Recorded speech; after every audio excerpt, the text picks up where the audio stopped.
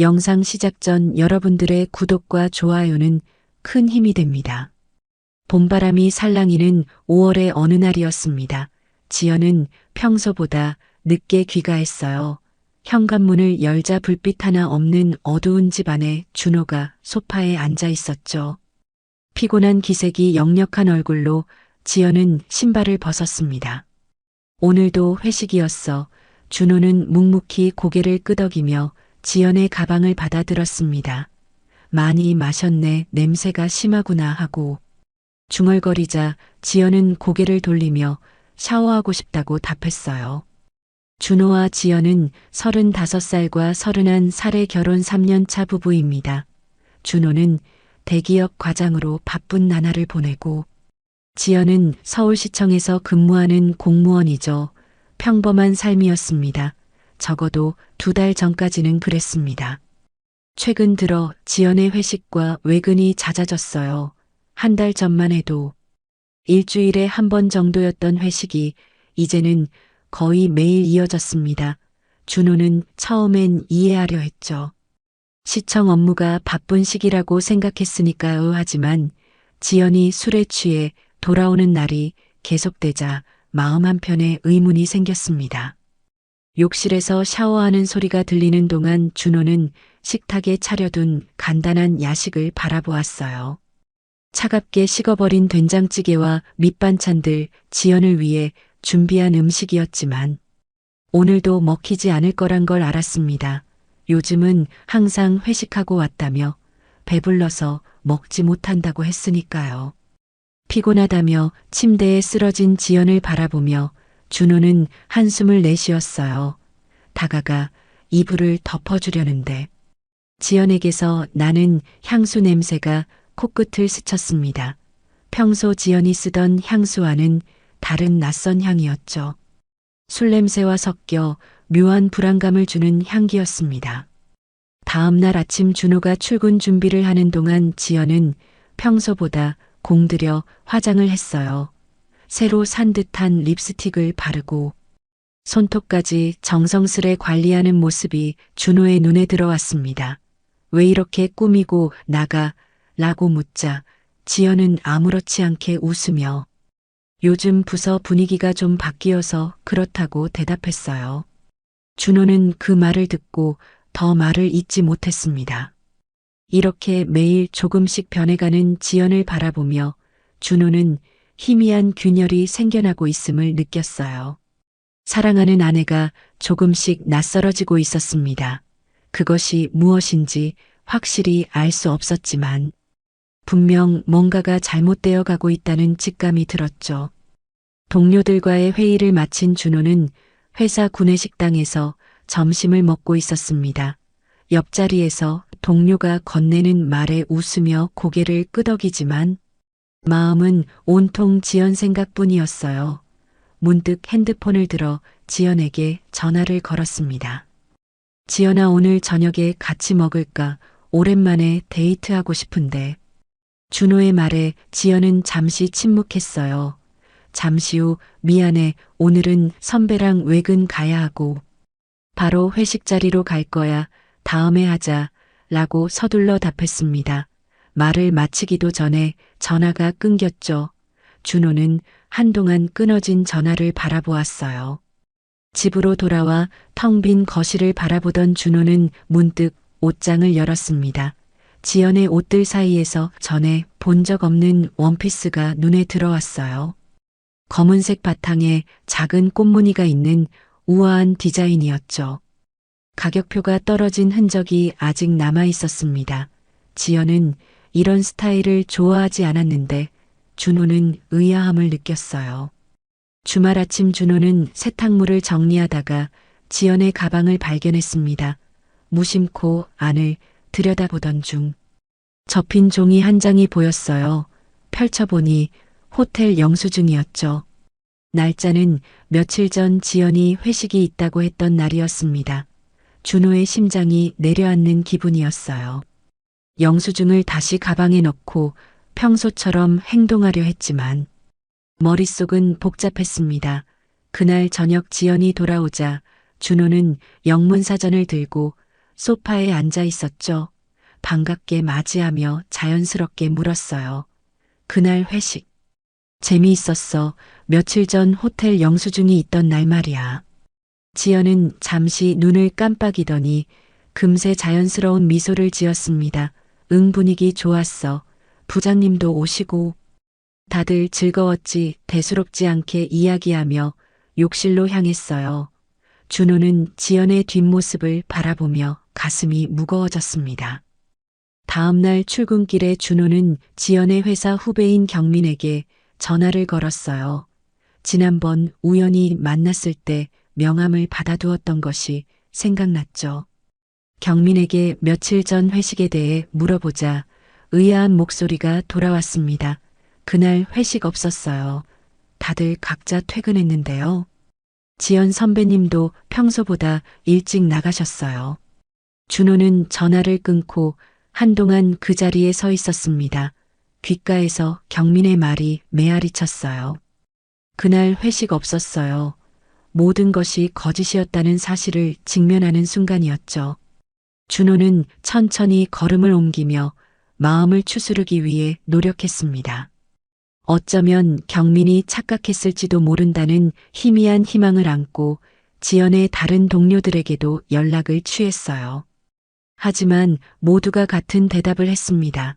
그날 회식은 없었다고요. 각기 다른 사람들의 입에서 나온 동일한 사실 앞에서 준호는 더 이상 현실을 외면할 수 없었죠. 집으로 돌아온 준호는 침대에 멍하니 앉아 있었습니다. 머릿속에서 수많은 생각이 꼬리에 꼬리를 물었어요. 지연의 달라진 모습, 늦은 귀가, 낯선 향수, 호텔 영수증. 그리고 거짓말, 이 모든 것이 가리키는 한 가지 결론이 있었지만 준호는 그 생각을 애써 밀어냈습니다. 지연의 휴대폰을 확인해야겠다는 생각이 들었어요. 평소 같았으면 상상도 못할 일이었죠. 하지만 지연이 씻는 동안 준호는 거실 테이블 위에 놓인 휴대폰에 손을 뻗었습니다.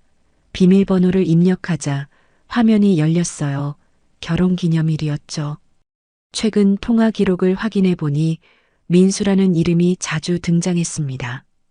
지연의 회사 선배라고 몇 번 언급했던 사람이었어요. 통화 시간이 유독 길었고 시간대도 대부분 퇴근 후였습니다. 메시지함으로 들어가 보니 민수와의 대화방이 있었지만 대화 내용은 거의 삭제되어 있었죠. 욕실에서 물소리가 멈추자 준호는 급히 휴대폰을 제자리에 놓았습니다. 지연이 방으로 들어오자 준호는 태연한 척 미소 지었어요. 괜찮아. 많이 피곤해 보이네. 빨리 자 하고 말했죠. 지연은 의아한 표정을 지으며 침대에 누웠습니다. 그날 밤 준호는 뜬 눈으로 밤을 새웠어요. 옆에서 평화롭게 잠든 지연의 숨소리를 들으며 가슴이 찢어지는 듯한 고통을 느꼈습니다. 아내가 자신을 배신했다는 생각이 머릿속을 맴돌았죠. 하지만 아직 확실한 증거가 없었어요. 어쩌면 모든 것이 오해일 수도 있다는 희미한 희망을 붙잡고 싶었습니다. 다음 날 아침 지연은 평소와 같이 출근 준비를 했어요. 오늘은 좀 늦을 거야. 중요한 회의가 있어서 늦게 끝날 것 같아. 기다리지 말고. 먼저 자. 지연의 말에 준호는 그저 고개를 끄덕였습니다. 현관문이 닫히는 소리가 들리자 준호는 깊은 숨을 내쉬었어요. 혼자 남은 준호는 결심했습니다. 오늘 모든 것을 확인해야겠다고요. 회사에 병가를 내고 지연을 따라가기로 했죠. 준호는 지연이 모르게 거리를 두며 뒤를 쫓았습니다. 지연은 평소처럼 시청으로 향했고 준호는 근처 카페에서 기다렸어요. 점심시간이 되자 지연이 건물을 나섰습니다. 하지만 가는 방향이 구내식당이 아니라 근처 호텔 라운지였어요.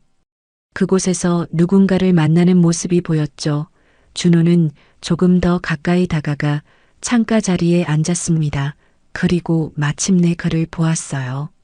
38살쯤 되어 보이는 남자 지연과 마주 앉아 웃고 있었습니다. 그들은 점심을 먹고 다시 각자의 직장으로 돌아갔어요. 준호는 그대로 지연의 퇴근 시간까지 기다렸습니다. 오후 6시 지연이 시청 건물을 나섰고 곧바로 근처 백화점으로 향했죠. 그곳에서 화장품을 구경하다 누군가를 만났어요. 같은 남자였습니다. 민수였죠. 지연과 민수는 함께 저녁을 먹고 카페로 이동했습니다. 창가에 나란히 앉아 다정하게 대화를 나누는 모습이 준호의 눈에 들어왔어요. 손을 맞잡고 웃는 모습에 준호의 가슴이 무너져 내렸죠.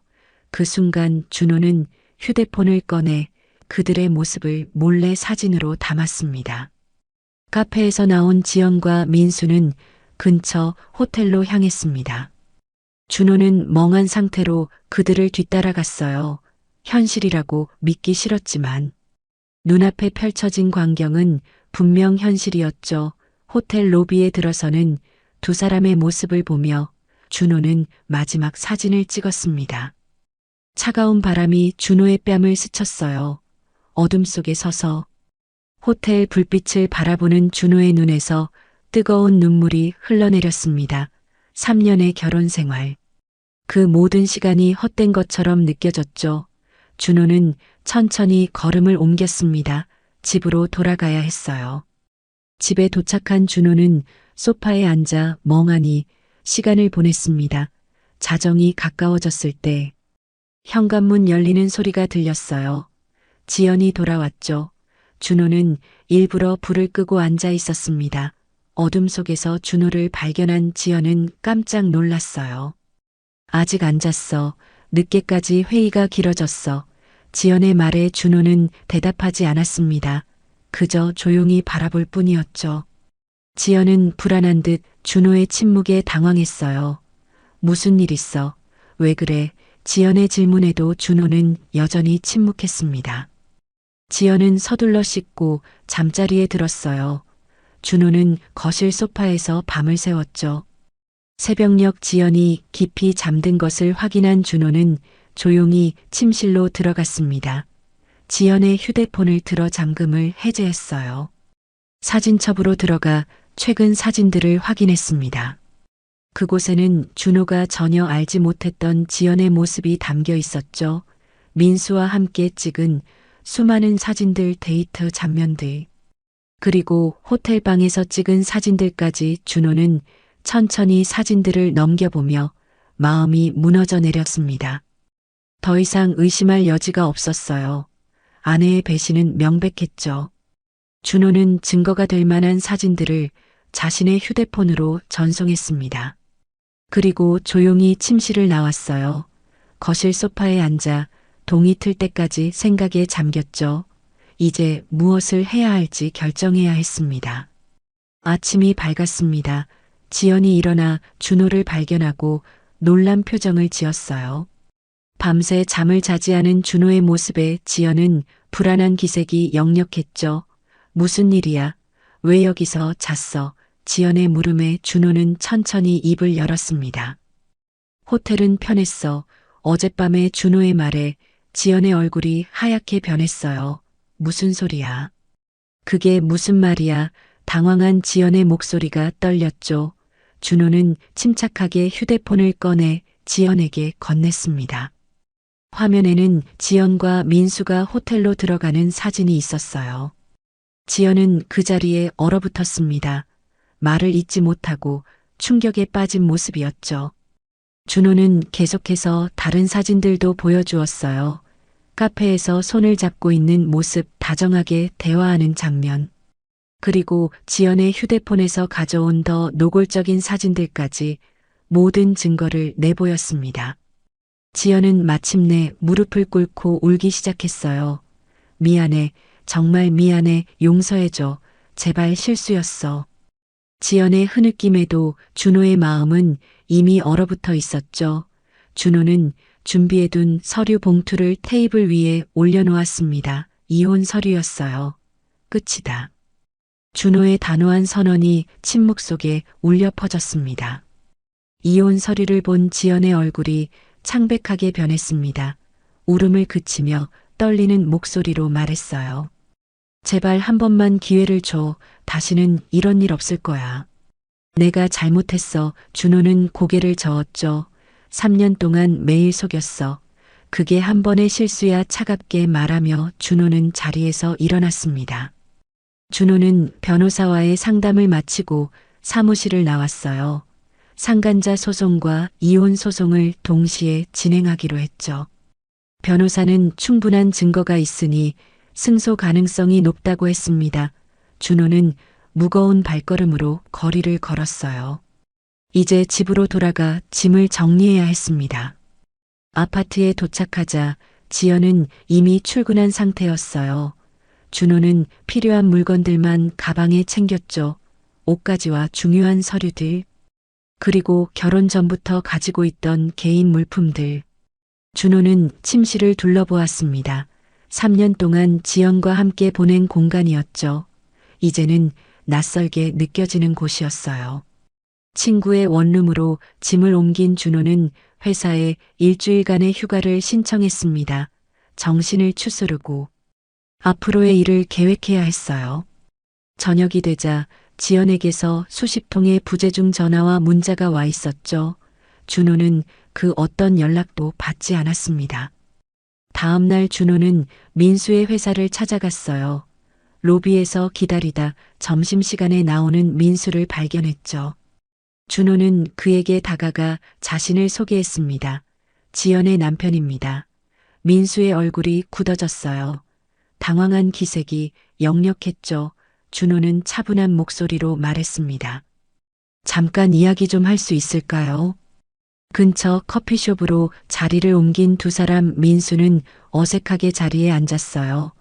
준호는 휴대폰을 꺼내 증거 사진들을 보여주었죠. 내 아내와의 관계를 설명해 주시겠어요? 준호의 질문에 민수는 말을 더듬었습니다. 그건 우리가 서로 사랑해서 어쩔 수 없었어요. 정말 미안합니다. 준호는 민수의 말을 들으며 담담히 대응했어요.